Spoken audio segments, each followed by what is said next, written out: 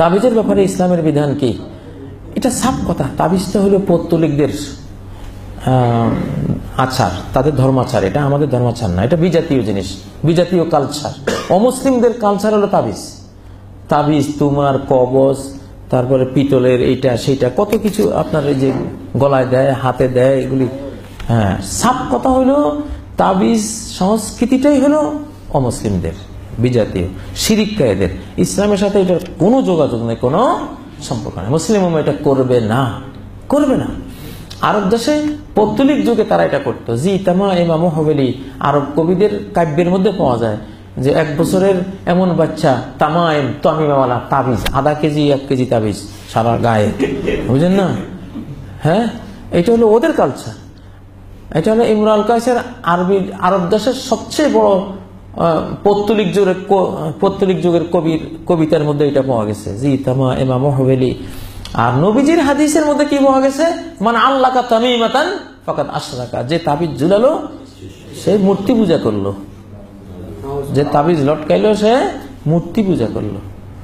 এটা মূর্তি পূজার অংশ, পার্ট। এটা ইসলামে আল্লাহ পূজার পার্ট এটা না। কারণ ভরসাটা আল্লাহ থেকে কোন দিকে ডাইভার্ট হয়? তাবিজের দিকে চলে যায়, যে আমি তাবিজ দিয়েছি, ফার্স্ট ক্লাস পাবোই, ফার্স্ট ক্লাস পাওয়ার তাবিজ, গোল্ডেন A+ পাওয়ার তাবিজ এখন বাজারে পাওয়া যায়, বুঝলেন না? শয়তানি যে কত রকম। তো মানে আল্লাহ কা শাইয়ান ওয়াকালা ইলাইহি, নবী সাল্লাল্লাহু আলাইহি ওয়াসাল্লাম বলছেন, যে কিছু ঝুলাবে তাবিজ তোমার, তাকে ওই তাবিজ তোমার উপরে ছেড়ে দেওয়া হবে, আল্লাহ তার কোনো দায়িত্ব না। তাবিজ দিয়ে যদি সবকিছু হইতো তাহলে জাতিসংঘের উচিত ছিল কোটি কোটি তাবিজ বানাইয়া সব গরিবের গলায় একটা লটকা দিত, দারিদ্র্য বিমোচন হয়ে যেত। যত রোগী আছে, জিকা ভাইরাস, সোয়াইন ফ্লু, তাই না, তাবিজ লটকা দিলে যদি এত কিছু হয়ে যেত, একটা করে তাবিজ দিলে জাতিসংঘের নেতৃত্বে, তাহলে তো কোনো সমস্যাই ছিল না। এটা শয়তানি এগুলি। কানু ইয়াকরাহুনা তামাইমা কুল্লাহা। সাইয়্যিদুত তাবিঈন সাইয়্যিদ ইবনুল মুসাইয়্যিব রাহিমাহুল্লাহ উনি বলছেন, সাহাবায়ে কেরাম, তাবিঈন এজাম সব ধরনের তাবিজকে হারাম মনে করতেন। মিনাল কোরআনে আও গায়রিল কোরআন, চাই সে তাবিজ কোরআন দিয়ে লেখা হোক, চাই সে তাবিজ কোরআন ছাড়া অন্য কিছু দিয়ে লেখা হোক, তাবিজের কোনো সুযোগ নাই। প্রশ্ন করতে পারেন, কোরআন দিয়ে লিখলে শিরক হবে কেন? কোরআন দিয়ে লিখলে শিরক হবে এই জন্য যে তাবিজ কোনটা কোরআনের আর কোনটা ওর মন্ত্রের, এটা পাবলিক কি বুঝবে? তাহলে তুমি যদি কোরআনকেও তাবিজ বানিয়ে ঝুলাও, এটা শিরকি বাক্য লিখে তাবিজ ঝুলাবার রাস্তা সুগম করে দেবে। এটা উসিলা হবে শিরকি তাবিজের, ঠিক না? শিরকি তাবিজের উসিলা হবে। সেই কারণে কোরআন হাদিস লিখেও তাবিজ লেখা সাহাবায়ে কেরাম হারাম মনে করতেন, এটা করা জায়েজ নাই। আর আরেকটা হলো, কিছু লিখে আমি লটকাইলে আমার ফায়দা কি? কোরআন লটকাইলে সওয়াব হবে, এটা তো কোরআন হাদিসে কোথাও নেই। কোরআন পড়লে 1 অক্ষরে 10 নেই, পড়লে। যেমন আপনি আঙ্গুর খেলেন, নাশপাতি খেলেন, আপেল খেলেন, সেটা খেলে আপনার ভিটামিন হবে, ক্যালসিয়াম হবে, আপনার আমিষ হবে, কত কিছু হবে, ঠিক না? কিন্তু আপনি যদি 1 কেজি আঙ্গুর গলায় লটকাইলেন,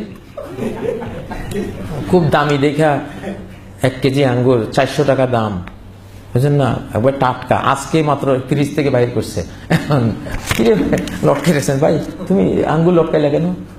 ওই অনেক ফায়দা আঙ্গুরে, এই আছে সে আছে, এই ভিটামিন ওই ভিটামিন, এটা কোরআনেও আছে আঙ্গুরের কথা, ওই যে লটকাইছে। আরে পাগল, এটা কোরআনে লটকাইবার কথা কইছে না খাবার কথা কইছে? এটা খাইলে উপকার, যেটা যেভাবে উপকার নিতে হয় সেটা সেভাবেই উপকার নিতে হবে।